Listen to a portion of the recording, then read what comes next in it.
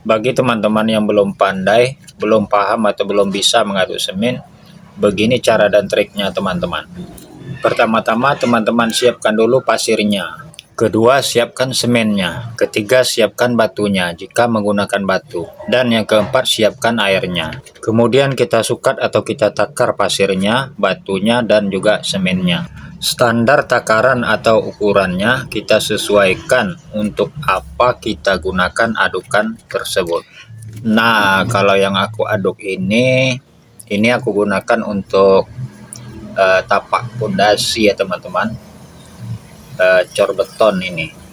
Nah, ini aku menggunakan ukuran 1 sak semen, 2 pasir, 3 batu.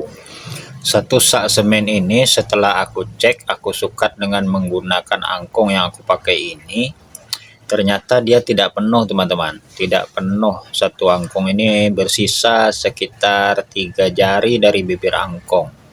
Nah, jadi batu dan juga pasirnya disesuaikan dengan ukuran semen ini. Jadi pasir, batu harus sama sukatannya dengan semen. Jika tidak sama, maka kualitasnya akan berubah.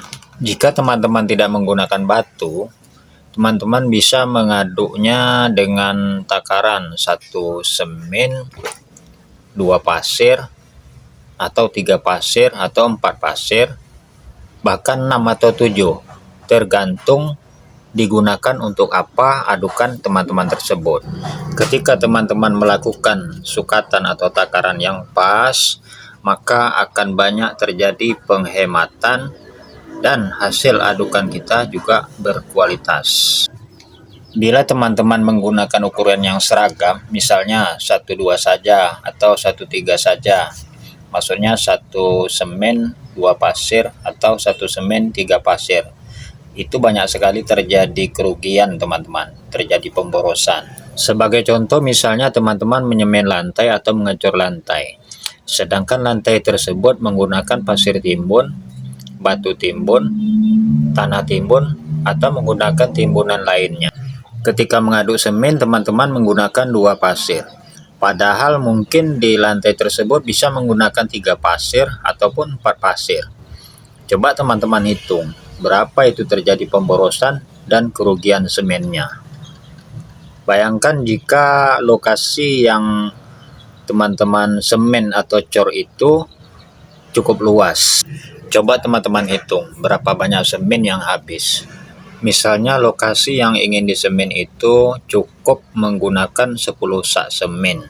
Ketika teman-teman menggunakan perbandingan 1:4. Akan tetapi karena teman-teman menggunakan 1:2, maka akan terjadi selisih 10 sak semen.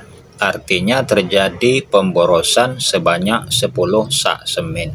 Bila kita kalikan di angka Rp70.000 per saknya, maka Rp700.000 kerugian yang kita alami. Lumayan banyak kan teman-teman? Oke teman-teman, berikutnya kita lanjut ke proses pengerjaannya. Dari awal tadi teman-teman sudah melihat bagaimana proses pengerjaannya. Yang pertama tentu saja kita harus siapkan pasirnya dulu, kita sukat pasirnya dulu. Kemudian kita siapkan semennya. Setelah itu kita siapkan batunya jika kita menggunakan batu. Dan berikutnya kita sediakan airnya. Yang perlu teman-teman pertimbangkan dalam proses pengadukan ini adalah kecukupannya teman-teman. Maksudnya seberapa banyak yang harus kita aduk.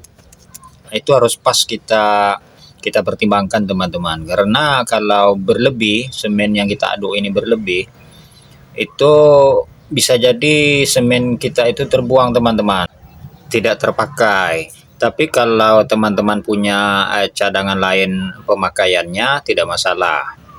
Tapi kalau tidak punya cadangan lain, maksudnya cadangan penggunaan sisa semen yang kita aduk itu.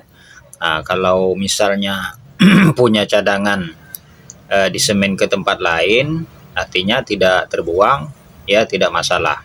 Tapi kalau diperkirakan bakalan terbuang, mubazir, itu jangan teman-teman. Itu harus diperhitungkan betul persoalan ini. Ini masalah ini sering ini terjadi ini. Sering betul terjadi karena kalau kita tidak biasa, sulit memang menakarnya, mengepaskan dengan kebutuhan kita. Begitu. Biarlah kita ngaduk beberapa kali, menambah-menambah daripada semen terbuang. Karena semen ini tidak bisa disimpan teman-teman kalau udah diaduk. Jangankan sudah diaduk, dalam karung aja dia tidak bisa bertahan lama. Karena sifat semen itu kan mengeras. Kalau dia kena air, kena uap air saja, kena embun, atau kena tempias hujan dan lain sebagainya, itu dia sangat mudah, sangat cepat mengeras. Jadi rentan. Apalagi sudah diaduk, sudah dikasih air, itu udah pasti mengeras. Dalam air aja dia bisa mengeras, apalagi di luar kena panas. Kasus atau kejadian seperti ini teman-teman, jangankan kita pemula atau kita yang belum pandai ini, kita yang belum terbiasa, orang yang sudah biasa saja sering mengalami hal serupa ini, yaitu kelebihan adukan. Jadi berhati-hatilah dalam hal ini, baik untuk kepentingan pribadi kita ataupun untuk kepentingan orang lain. Misalnya kita mengerjakan punya orang lain. Jadi kalau teman-teman mengerjakan punya orang lain, jadilah tukang yang berkualitas, tukang yang bisa diandalkan. Artinya teman-teman betul-betul profesional. Karena ketika teman-teman bekerja dengan baik, bekerja dengan standar kualitas, profesional, tentu teman-teman tidak akan kehilangan pekerjaan dan teman-teman akan dipakai terus.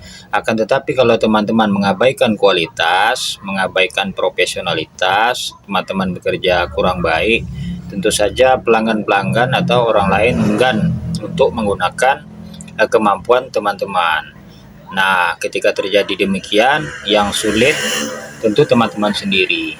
Karena para konsumen ataupun orang lain yang menggunakan keterampilan kita ataupun kemampuan kita, tentu saja mereka itu menginginkan pekerjaannya bagus, kualitas kerjanya bagus. Apabila pelanggan kita atau konsumen kita menilai hasil kerja kita bagus, berkualitas, dan dia merasa puas dengan hasil kerja kita tersebut, maka dengan sendirinya mereka ini akan merekomendasikan teman-teman. Mungkin saja mereka akan merekomendasikan kepada kawan-kawan mereka, kepada kaum keluarganya atau teman-temannya, bahwasanya kemampuan kita, keterampilan kita ini layak dipakai. Jika itu terjadi, maka tentu saja kita akan kebanjiran order. Akan banyak orang yang meminta atau menawarkan pekerjaan kepada kita. Jadi kita tidak bakalan kehilangan pekerjaan. Sebagai contoh yang terjadi kepada diri saya sendiri teman-teman.